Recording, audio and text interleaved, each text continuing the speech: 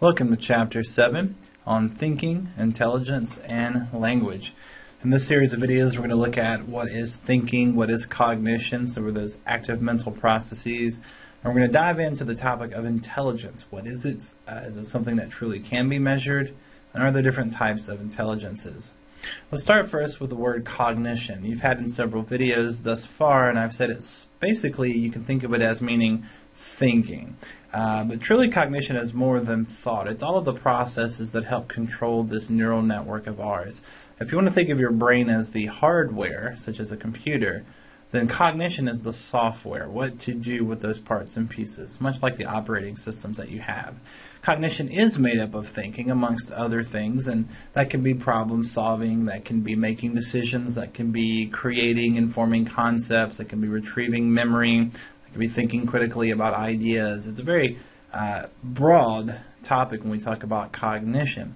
But ultimately we're talking about things that are upstairs, that are within this head, within this mind, and can be difficult to see or record or even measure. But certainly we know that they're there, and the fact that we can produce these actions. Now I'm going to focus on a few of these individually for this first video, and we'll start first with concepts, something I've already taught you before in a previous video. You've learned about words like schemas or scripts, the idea that we have these collections of information that we group together to help us understand the world. Concepts are things that we take for granted, but without them we would not be able to navigate this constantly changing world. If you think about it, you're never going to be at every place in the world. You're not going to meet every single person. And in fact, there's no way we could teach you about all of those things. There are so many experiences that are unpredictable that will happen. But what can happen is your brain can experience something new. It could look back into its own memory stores and find concepts, these categories of similar experiences, and help us to react. For example, if you walk into a restaurant that you've never visited in your life, I guarantee you could sit down, order food, eat it, pay your bills without any trouble because you know the concept of a restaurant. Now we're going to focus mainly on problem solving and decision making in this first video. And problem solving just means coming to a conclusion or solution when you don't have the answer right in front of you. You have a certain goal, a certain desire, a certain wish. Well, how do you fulfill that thing? We're going to start first with four very basic, very common types of problem solving, and all four of these are about an unknown variable, an unknown answer to your dilemma. As we move through the list, notice that they do become more and more complicated, not in understanding, but complicated in how we use them. And more we find that there are fewer animals that seem to demonstrate these higher order functions. We'll start first with trial and error. That is probably the most basic form of problem solving, and most, if not all, animal life seems to use some version of this. Trial and error is when we don't have an answer, we don't know the options, we don't know the choices, so we just try all the actions in front of us to try to come to a conclusion or an answer. If I throw you my keys and I say, go unlock my door, but I tell you nothing else, well, what are you going to do? You're going to poke every key into the hole, into the lock, and hope that you eventually get the right one. It's not very efficient, but in theory you could come to a solution of your problem. Second on our list is information retrieval.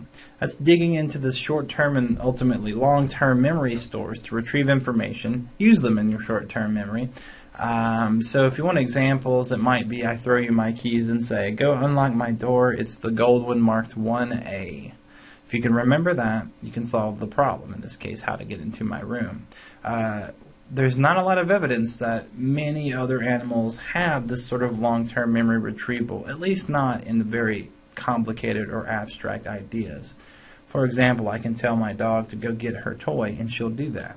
I can tell my dog to go outside, and she'll do that.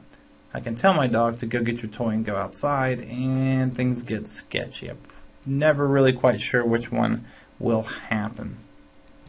Third on our list is algorithms, and that just means a set of instructions, a step-by-step method for solving a problem. Many of you have probably heard about that word in context of math. So that's algorithm. We think of like how to solve for a variable, and that's a great example. If I give you an equation with 2 out of the 3 variables, 2 out of the 3 letters, then assuming you followed the exact same instructions, no matter what the numbers are, no matter what the values are, you will always get a solution. You always get your answer. And finally, there's heuristics, which are just rules of thumbs or previous examples. This is one of the more abstract types of problem solving that really shows the flexibility of our thinking. The fact is, I can encounter a situation that I've never seen before, never experienced before, but I have had a similar experience, and that is enough for me to come to conclusions, to make action choices, and perhaps even solve the problem at hand. Now, there are always complications to solving problems, and while there are many we can talk about, I want to just focus on one term you might be familiar with: fixation. Fixation is the idea that we get so focused on the idea that there's only one answer or one solution to a problem, we can't seem to see the other possible solutions around us. An example is functional fixedness, where an item to you will only ever be that item. For example, if you ever needed to quickly nail something into a wall and you couldn't find a hammer, well, if you used a book or a shoe or something else, congratulations, you overcame functional fixedness. You were able to say, I have a problem I need solving, and I can look past my expectation of experience. I can find a different use in this example for an item. Now let's move towards a more complicated form of problem solving that's going to start with reasoning. You've probably heard this term before, certainly if you look at philosophy or critical thinking. But for all of us, reasoning is an important tool, the idea that we take the information and we come to conclusions. We do this every day of our life, and specifically we do inductive and deductive reasoning. Inductive reasoning is when we experience a specific example and we use that specific example to draw a conclusion about everything, a general statement about the world. Now I'm going to give you two examples, but they're not both correct. They are both examples of inductive reasoning, so let's follow them. If I say, I know a specific example, this child here, my child, needs proper food to grow. Because of that experience, I now conclude, I make a conclusion, that all children in the world need food to grow. Well, is that true? Sure, I don't think that will surprise anybody, but it's technically inductive reasoning. You used a specific example and you made a conclusion about the world. But look at my bottom one. It's also inductive reasoning, but I'm going to argue it's false. My mechanic overcharged me for my parts. So, if my mechanic overcharged me for my parts, I now conclude all mechanics must be crooks. Sounds a little bit like stereotyping, right? Well, that's ultimately what a stereotype is. You're using a specific experience or experiences and applying that to everybody. In this case, yeah, some mechanics might be dishonest, but I also know honest mechanics. And in fact, if you tell me that every mechanic that you've ever met has been dishonest, my answer to you would be, have you met every mechanic in the world? If not, then you can't make that conclusion. It's incorrect. Let's flip it though.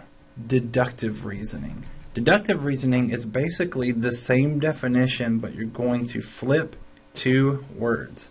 Alright, deductive reasoning is when you start with general or world information and you use that to make a specific example or a specific conclusion about a single case or individual.